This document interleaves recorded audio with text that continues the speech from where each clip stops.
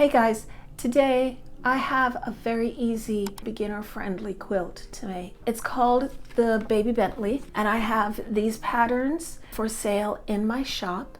I also have the fabrics that you see on the wall that I'm going to be using to make this Baby Bentley quilt. I have those available in my shop as well. You can buy the patterns separately, you can buy the fabrics separately because the fabrics are gorgeous, or if you would like, I do have the kits available, so you can order a kit, pattern and fabric to make this really cute quilt. It is the perfect quick baby quilt to make for an upcoming baby shower. It's super quick to make, so let's get to it and let me show you how to put it together. So the Baby Bentley itself is going to finish out at 42 inches wide by 54 inches long. It's not a huge quilt, but it's a great size for a baby's first quilt. The other thing that I like about it is that it's a great opportunity to showcase some fabrics that might otherwise get lost in small piecing.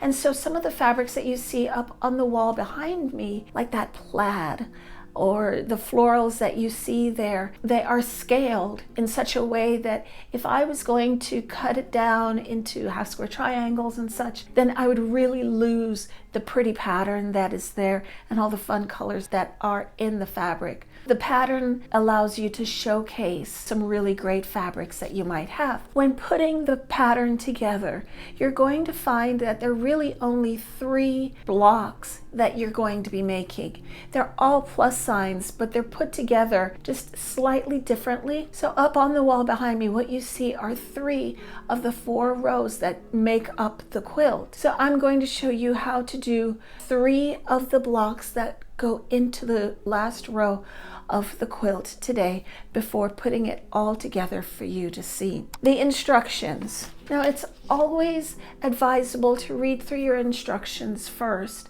before you even start in on your quilt. Unfortunately, for people like me, I'm very visual. And so when I read the instructions, it kind of turns into, oh gosh, like the teacher from the Peanuts talking to me. It just doesn't quite make sense. So I'm going to give you some tips along the way. First thing I want you to make sure you do with this is look at the pieces that you're going to be cutting. There are a boatload of pieces.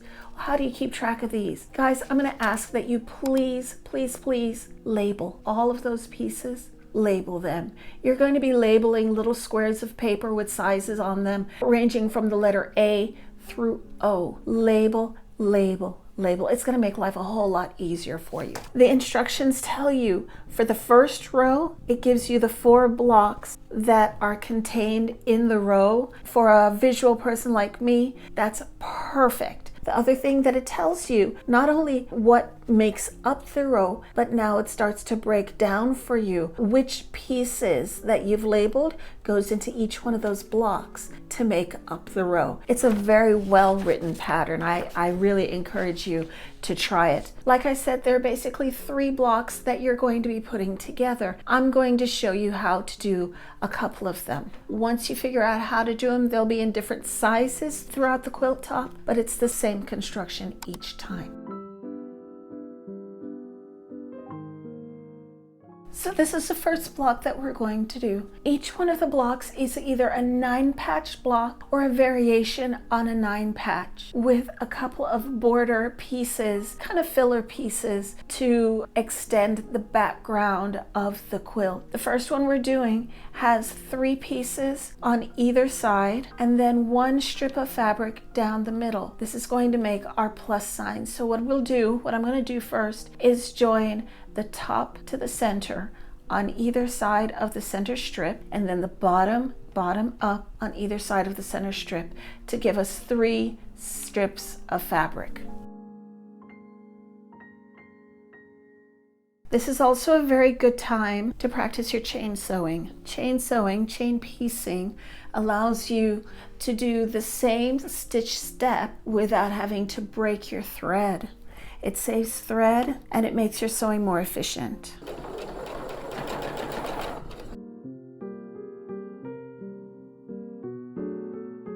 Always start off making your block by laying it out. And once you've done some sewing to the block, piecing, then you bring what you've sewn back to your original layout so that you can make sure that you put the next piece along the correct seam where it belongs. So now I'm going to flip the bottom squares up so that I can add those.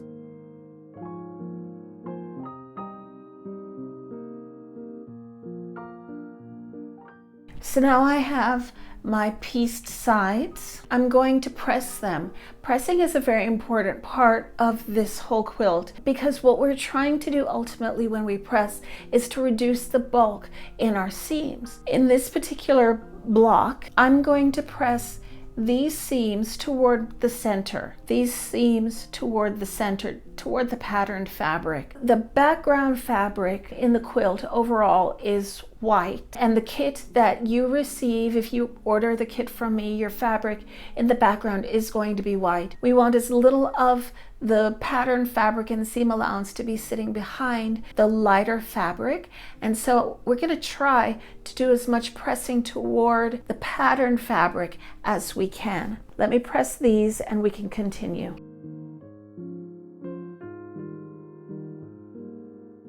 Notice my seams are flat and they're pointed toward the center or underneath the patterned fabric.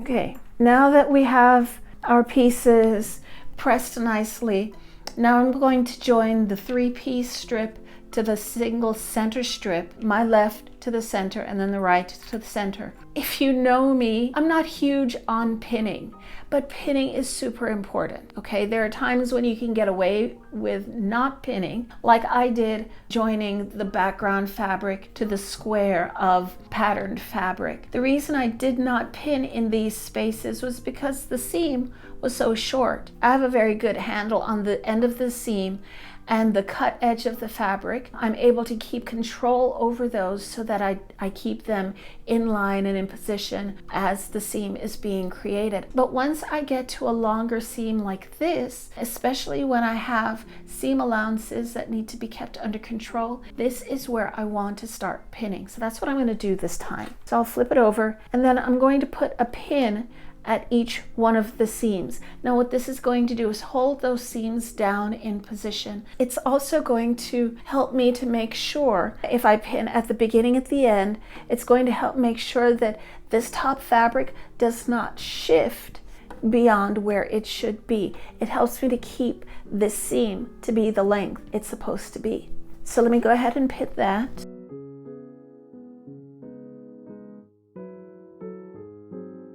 When I'm sewing pieces together like this, I have a pieced strip on top and I have an unpieced strip on the bottom.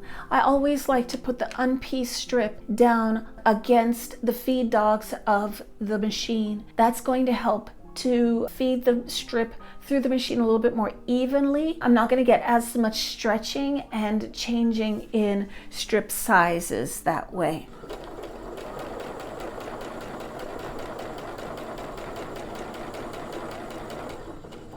And then we'll join this here.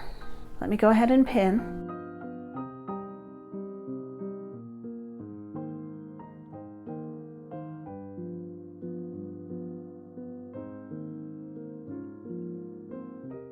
If you're enjoying this video, make sure to hit the subscribe button down below and join our quilting community. So I was just talking about pinning to avoid shifting and making sure that your seam ends up being the right size.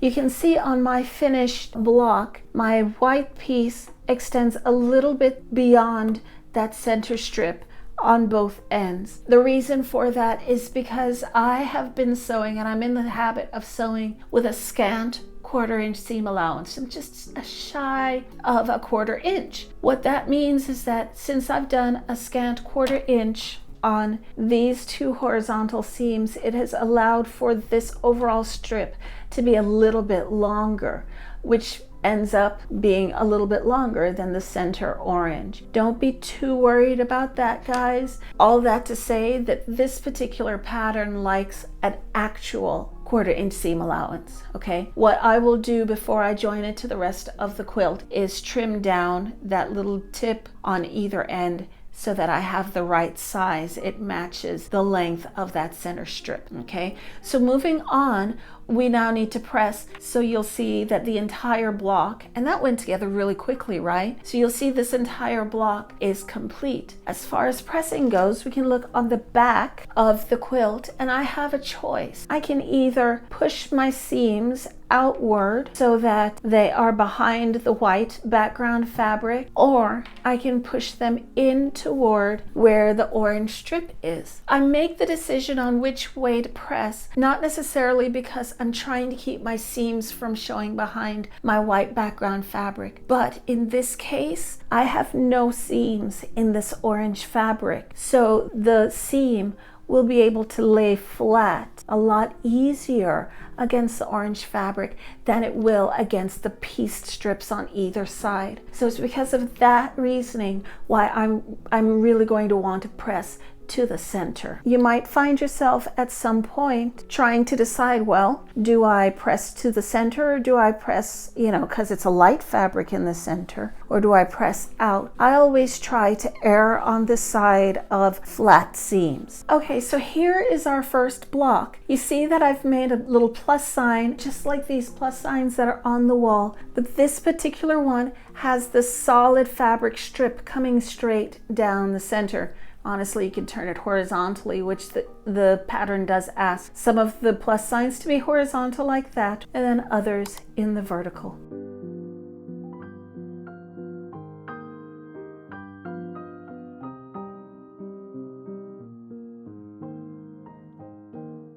So this block that we're going to do has 3 squares going across the middle, but they're all out of the same fabric to give the same type of effect as we got with the orange strip with the smaller block. Since we are now working with a 9 patch, our pressing is going to be a little bit different than it was with the other block, but we're going to put it together about the same way. So I'm going to chain sew yet again. I'm going to start over here and fold these pieces over together just like this, and I'll feed these through the machine using a 1/4 inch seam allowance.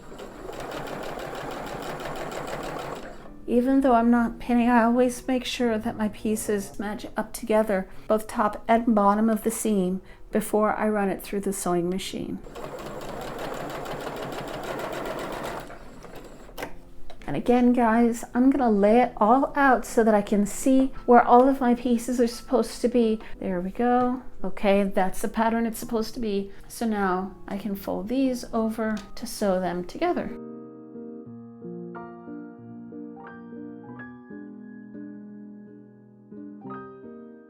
When I tell you that this quilt goes together quickly, I really mean it. And it goes together even faster if you have all of the fabrics already picked out for you. Remember, you can order the kit from me and put these fabrics in any combination that you want if you go through my website. I have the block laid out again with that solid single color going through the middle. If I flip them all over, you can see that, of course, I have not pressed any of my seams, but I do want to show you how I'm going to press them. What I'm going to do is press my bottom row going in toward my floral. The middle row, I'm going to push out toward the 2 outer blocks, and then the top row, I'm going to come back toward the center. What this does, it allows for my seams to nest. Nesting is super important when it comes to creating a flat quilt top.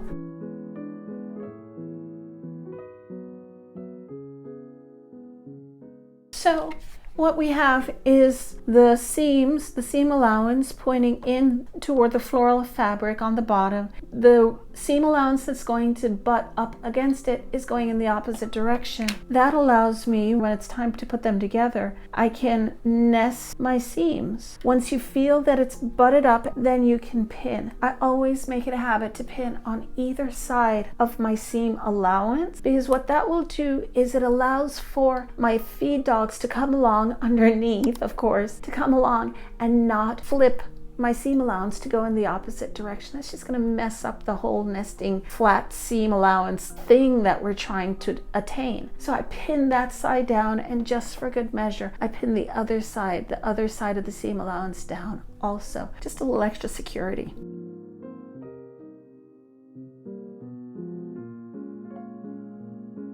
So once I'm finished, I open it up, check my seams. Okay. Just have to tell you, those are beautiful. So I'll bring the next one, flip it on top, and I'm going to pin again because I want my beautiful seams to match up again. In addition to the Flower Farm kit that I offer here to go with the Baby Bentley pattern, I also have two special kits that are available.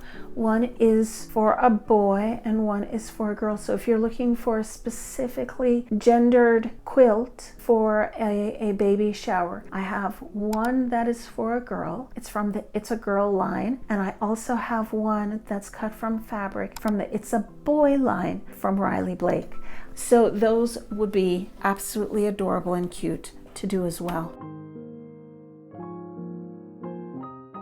Okay, so what am I going to do in the center? Rather than having a solid piece of fabric going down the center like I did with the orange, I have 3 pieces of the blue to figure out how to press. There are a couple of things that I could do. In one of my previous videos about pressing, that ultimate guide video that I have, I explained that you can spin your seams, pull it open just a little bit, and it would allow for this seam to move over to the side, this seam to go up, that one to my left, and then this one down. And that reveals in the middle a little 4 patch made out of 2 blues, a white, and a floral. So I could spin my seams that way. The other option, honestly, is just to push your seams open and let them lay flat open. I'm going to press mine in that spin direction. So this bottom one goes in the opposite direction. When you determine which way your seams will spin, you have to look at the way your nested seams fall.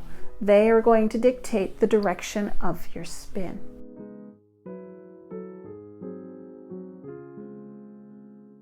As you're pressing, make sure that you don't undo the pressing on the seams that you've done prior to this round of pressing. So here I am with my seams all matching up. Now what I want to do when I flip it over is make sure that all of my seams are pressed open as far as they should be, so I don't have any hidden pockets and smaller seams, smaller block pieces than I should. There is my next block. I just showed you how to make basically the same looking block, but they look a little bit different on the back because of the way the seaming goes and the pressing goes, okay? And guys, that's basically it for the Baby Bentley. The only other thing that you're going to end up doing is putting some extra background fabric around it to trim and fill it in.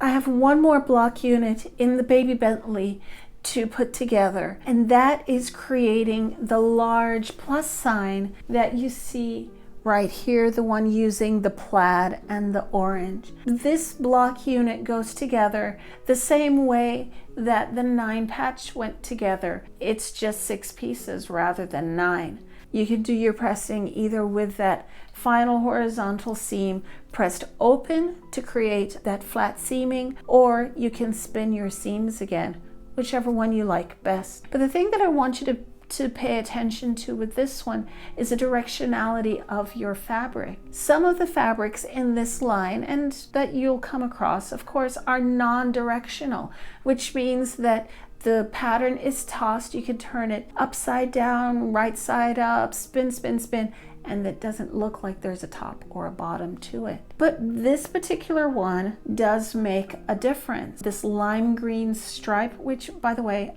I just love this one, is however directional. Not only do you see the lines, the very distinct lines within the fabric, but if you notice this block versus this block, the leaves within each line, they go in a certain direction. So as you're putting these blocks into your quilt, please be mindful of the direction of your fabrics. This particular block is going to go together along with this one right here. The base of the leaf is lower, so the leaves are pointed up, the flowers are up. So I need to make sure that all of the fabrics that I put together to match up with that block also have the leaves and the flowers going in the same direction. And so I'm going to turn this one around so that it matches here and here, and it also matches the one that's already assembled from a previous row. So I'm going to put these together really quickly so that you can see the final result.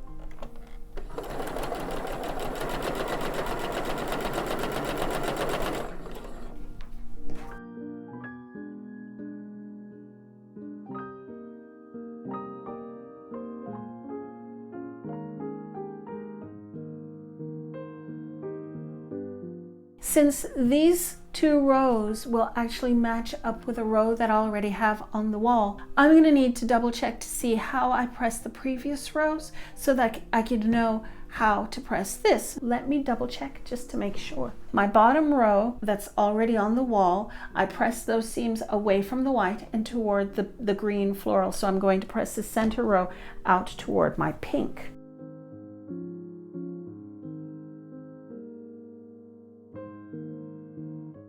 Okay, so I know that my seams are going in the correct direction and my fabric is also going in the correct direction. Check, check. I'll go ahead and pin to sew this seam together. When I pin this edge, I always start with the nested seams. I want to make sure that I get those correct.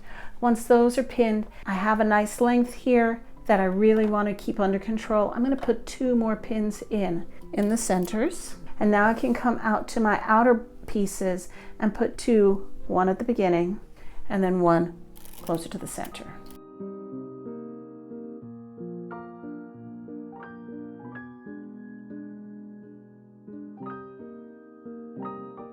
That went together so nicely. Now I'm going to press this one open just so that you can get an idea of how flat the opening of the seams can be. So to start, I'm going to just use my fingers, separate that seam, and take my nail and finger press. Finger pressing is a really great tool to prep your fabric. A lot of times the pressing that we need to do gets our fingers super close to the iron, and we don't really want to do that, right? Because we want to keep those pretty little fingers unburned. And so you can take your finger, even use your nail, just run it along the seam with it opened. That gives you, your fingers, a head start when you bring the iron into play. So there it is. I'll bring the iron in. I have a nice head start, prepped my fabric. My fingers are nice and safe. As you're finger pressing, try not to stretch your fabric. Don't run it too hard along your fabric. Just give it enough room, enough persuasion to open up and do what you need for it to do. The finger pressing comes in handy, especially when you're trying to get those nested seams to open up so you can get your iron in to lay it flat. So this is our finished product. You can see my seams match up. My vines with the leaves and the flowers are all going in the same direction. Life is pretty good. So what I'm going to do now is put the rest of this together. It's going to be just a few seams that I'm just going to add together to finish off my quilt top. So this is the final quilt. As you can see, it went together super fast. There are background pieces of fabric that are pieced together to give you a nice open feel to the overall quilt. It showcases lots of different really beautiful fabrics that you wouldn't necessarily be able to showcase with smaller piecing. So it makes for a very fun, colorful quilt. If you like the fabric that I used for this quilt, you can purchase it in yardage for this quilt or another quilt that you're making. You can also purchase it in the kit, and that can be found in the link to my website. It's the first link in the description box below. Don't forget to subscribe if you're not already a subscriber, and go to check out my last video that I did, which is the complete ironing and pressing guide, how to press and iron, what products to use to get nice flat seams. I hope you enjoyed this tutorial, and I'll see you the next time in the next video. Bye.